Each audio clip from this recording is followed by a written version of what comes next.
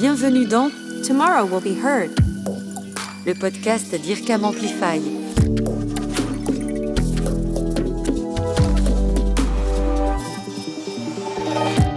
La recherche et la technologie permettent aujourd'hui de cloner une voix, et c'est ce que nous allons vous raconter dans le nouvel épisode de ce podcast.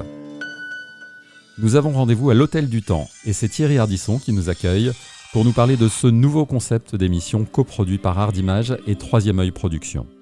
Hôtel du Temps, c'est l'ambition de ressusciter des légendes disparues pour leur faire raconter leur vie. Voilà.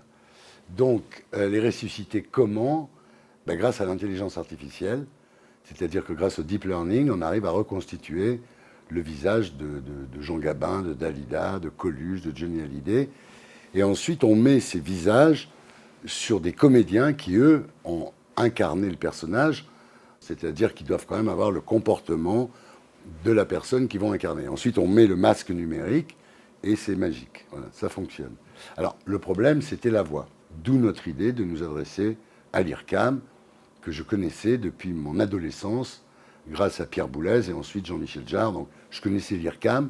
Je ne savais pas si l'IRCAM pouvait faire ça, mais en tous les cas, je savais que c'était là où on pouvait avoir du bon son, du son de qualité. Voilà. Thierry Ardisson a donc rencontré les équipes d'IRCAM Amplify qui lui ont proposé une technologie vocale unique, le voice cloning. Alors le clonage vocal, c'est une nouvelle technologie de l'IRCAM qui permet de transformer la voix d'un personnage en la voix d'un autre personnage. Et donc pour l'épisode de l'Hôtel du Temps, l'un des personnages, c'est Dalida, que Thierry Ardisson a voulu faire revivre pour faire une interview. Mais en fait, c'est une actrice qui a joué le rôle de Dalida. Et donc nous, on a récupéré la voix de cette actrice. Et grâce au logiciel, on a pu transformer sa voix en la voix de Dalida. Alors pour que ça fonctionne, nous avons besoin de finalement comprendre la façon dont Dalida parlait. Donc nous avons récupéré des bandes-sons de la voix de Dalida de l'époque. Donc, d'un côté, on donne ça à la machine et un système d'intelligence artificielle fait une analyse de toutes les façons dont Dalida a de prononcer les mots. Et on lui a donné aussi une partie de la voix de l'actrice pour qu'il apprenne aussi comment l'actrice a l'habitude de parler, quel est son timbre de voix, quelles sont ses mimiques de phrasé. Et le système de machine learning, lui, va être capable de trouver comment passer de l'un à l'autre. Une innovation majeure qui s'appuie donc sur les technologies et les savoir-faire de l'IRCAM. Démonstration. Donc si on écoute, pour rappel, la voix de Dalida, ça sonne comme ça. Moi, je suis une interprète, c'est-à-dire je donne du rêve. Donc je n'ai pas besoin tellement de raconter les problèmes que tous les gens ont. Ça, c'est une portion de voix de Dalida qu'on a donnée au système pour qu'il comprenne quel est le timbre de la voix de Dalida. Et la voix de l'actrice, c'est ça. Et puis en 1960, j'ai fait venir ma famille, mais toi, en 56, ça a été beaucoup plus violent. Et ensuite, en appliquant le filtre qu'on a créé qui permet de transformer la voix de l'actrice en voix de Dalida, on se retrouve en sortie avec ça. Mon père s'appelait Pietro et ma mère Giuseppina. Il faisait partie des deux seules familles d'un village calabré, Salastretta, qui était installé au Caire. Et cette innovation a totalement convaincu les équipes de production, comme nous l'explique Christophe Pinguet, producteur chez Troisième Œil Productions. Le son, c'était, je dirais, presque la plus grosse difficulté. Quand Thierry est arrivé, il avait déjà développé son projet. L'image était plutôt bien avancée avec MacGuff, qui avait beaucoup travaillé. Et donc, l'effet visuel était extrêmement bluffant. Restait à trouver les solutions sur le son, soit des imitateurs un peu classiques, soit une technique aussi novatrice que celle qu'on utilisait dans l'image avec l'intelligence artificielle. Donc ça a été un vrai travail. Moi, depuis le temps que je produis des documentaires ou des magazines, le pire cauchemar, en fait, c'est le son. Et donc, quand on a associé ce projet avec l'IRCAM pour travailler sur le développement d'un logiciel et puis trouver des vraies solutions, ça m'a fasciné. Ça fait longtemps que je fais ce métier-là et c'est la première fois que sur un projet, je suis aussi fasciné par la technique à la fois sur l'image et sur le son.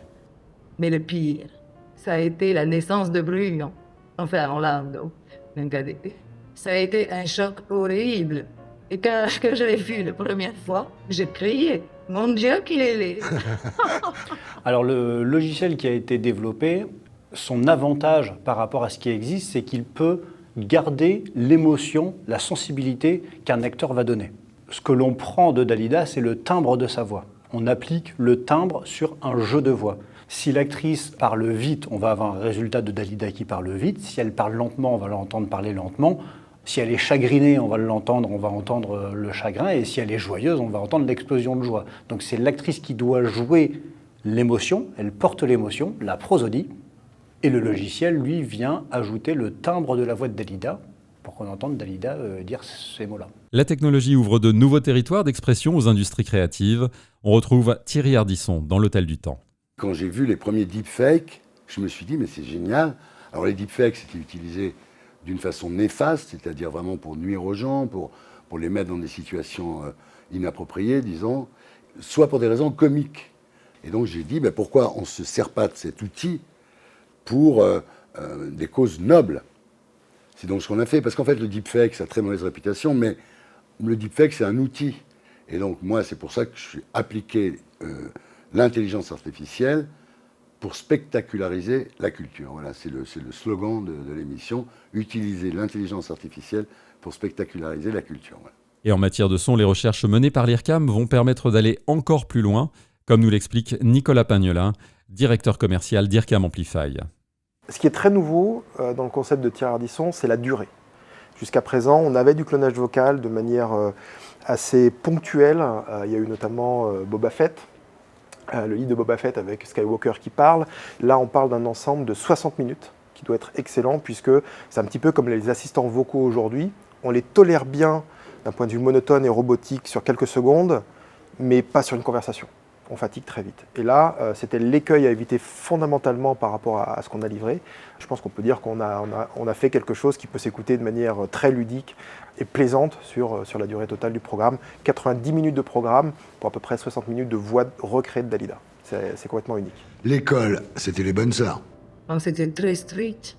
Chez les religieuses, il ne fallait pas montrer le moindre centimètre de peau. C'est une commande qui nous a fait accélérer un axe de recherche qui était existant. Et aujourd'hui, si on compare à ce dont on était très fiers il y a 6 mois, nos résultats sont juste exceptionnels. La voix de synthèse ou le voice cloning, une innovation majeure proposée par IRCAM Amplify avec l'équipe analyse et synthèse des sons du laboratoire STMS qui regroupe l'IRCAM, le CNRS, Sorbonne Université et le ministère de la Culture. Et pour ajouter l'image au son, vous pouvez retrouver cet épisode en vidéo sur la chaîne YouTube IRCAM Amplify.